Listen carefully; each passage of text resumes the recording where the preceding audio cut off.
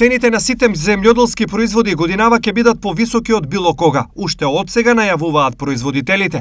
Набавната цена на вештачките ѓубрива, нафтата и останатите трошоци на нив, производството им го прават од 30 до 50% поскапо. Веќе сме сведоци на покачувањето на цените на производите од увоз, но тоа апсолутно ќе се случи и со домашното производство, со оглед на тоа што целокупното поскапување на репроматеријалите, семенските материјали, трошоците за одржување на земјоделски посеви, нафтените деривати, струјата, ќе значи и поскапување на земјоделските производи и на храната воопшто. Појасни Лиљана Јоновски, директор на Рурална коалиција.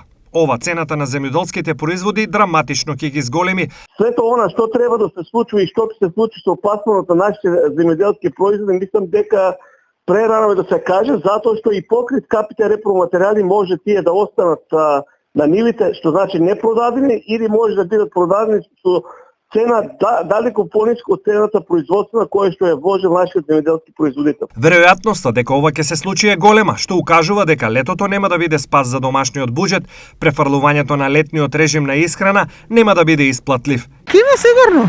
Очекуваме. Секаде има и сигурно и кај нас ќе биде така. Па за очекување. За очекување бидејќи гледаме се скапнува репроматеријали и останато нешто.